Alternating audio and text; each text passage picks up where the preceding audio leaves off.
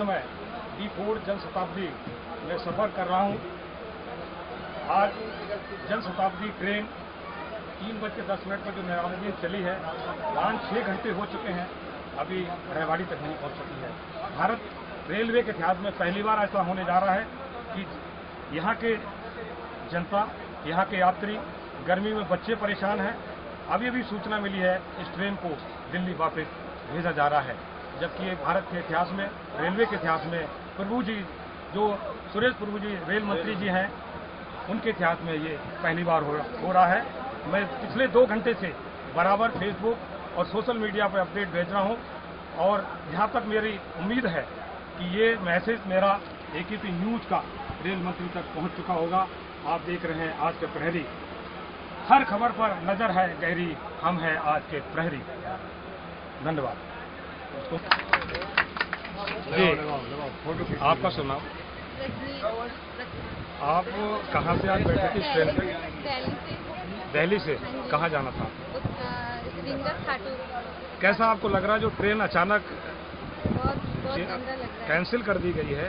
छोटा बच्चा आपके साथ में है, क्या कहेंगे इस रेल व्यवस्था के लिए जो भारत सरकार की चल रही है? यही कहना चाहूँगी कि मतलब कैंसिल ही कर देना चाहिए, पहले से ही मीडिया वाले।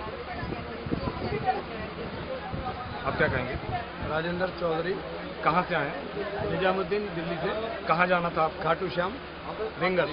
तो क्या कहेंगे भारत की जो व्यवस्था रेल की चल रही है? दुर्भाग्यपूर्ण, मतलब पब्लिक को परेशानी और मतलब समय की बर्बादी। आप देख सकते हैं किस तरह से जनता परेशान है, पानी बच्चे परेशान है, खाने के लिए नहीं है, कुछ नहीं, परेशान हो। जी आप बताओ।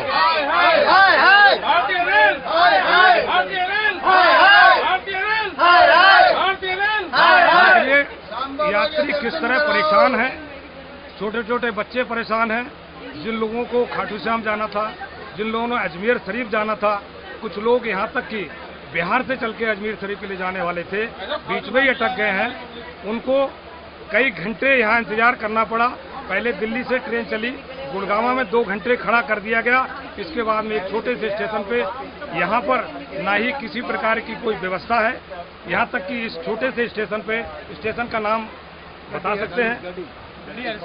गढ़ी हंसरू पे, जहाँ पे कोई भी ऐसा खाने पीने की व्यवस्था तक नहीं है। यहाँ 3 घंटे बराबर ट्रेन को खड़ा कर दिया गया।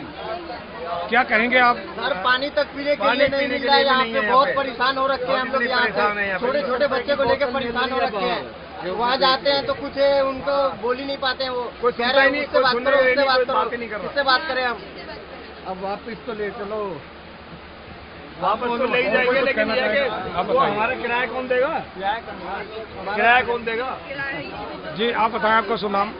अमर सिंह कहते हैं। जो भारत के इतिहास में पहली बार गंतव्य स्थान के लिए चली, बीच में कई घंटे खड़ा कर दिया गया। इसके बाद में अब सूचना मिल रही है कि उसको वापस किया जा रहा है। क्या कहेंगे केंद्रीय मंत्री, रेल मंत्री सुरेश प्रभु की जो व्यवस्था भारत में चल रही है? देखिए, रेल मंत्री सुरेश प्रभु जी के बारे में बताने से पहले कम से कम उन तक सूचना पहुंचाना बहुत जरूरी है कि जिस जमाने में सुरेश प्रभु जी या हमारे माननीय प्रधानमंत्री जी बुलेट ट्रेन की बात कर रहे हैं, इस बुलेट ट्रेन के दौर में मेरी लाल के सपने के सिवा और कुछ दिखाई नहीं देता, क्योंकि ये ट्रेन पटेल नगर से 4 बजे चली और कैंट पर आकर के 1 घंटा रुक गई। कैंट से फिर चली, गुड़गांव आकर के 2 घंटा रुक गई। और यहाँ पर जहाँ पर हम लोग खड़े हैं, ये गढ़ी मसरूफ, यहाँ 2 घंटा यहाँ हो गया। जिस समय ये ट्रेन वहाँ से चली, उससे पहले इनको जानकारी होगा कि आगे रास्ता खराब है, ट्रेन जा सकती या नहीं जा सकती। तो पहले से जानकारी नहीं थी, तो मेरा कहना इनसे यही है कि फिर ये ट्रेन को चलाते कैसे हैं? आगे कोई भी हादसा हो सकता है। यदि इनको जानकारी थी तो लोगों का किराया नहीं वसूल करना चाहिए था, या ट्रेन का साइड चेंज करना चाहिए था, या ट्रेन की दूसरी व्यवस्था करनी चाहिए थी। कुल मिलाकर के जो देखा जाए तो जनता के साथ नाइंसाफी के सिवा और कोई दिखाई नहीं देता। बहुत बड़ा सवाल वापस आना था, उनका क्या होगा? दिल्ली और देश की एक ही परिपाटी हो गई है।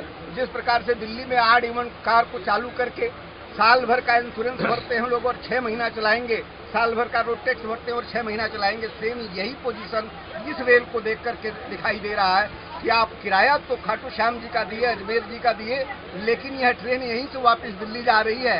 क्या संदेश, यदि इस ट्रेन में कोई बाहर देश का व्यक्ति सफर कर रहा हो तो इस देश के लिए, इस देश के मंत्रालय के लिए क्या संदेश देगा, वो क्या संदेश लेके अपने देश जाएगा, इसका कोई वो नहीं, अंदाजा नहीं लगा सकता। कहने का मतलब यह है कि अपने देश की गरिमा को घटाने के लिए देश का जो मंत्रालय मंत्री परिषद बैठा हुआ है, सबसे ज्यादा वही गुनाहगार है, ना कि जनता गुनाहगार है।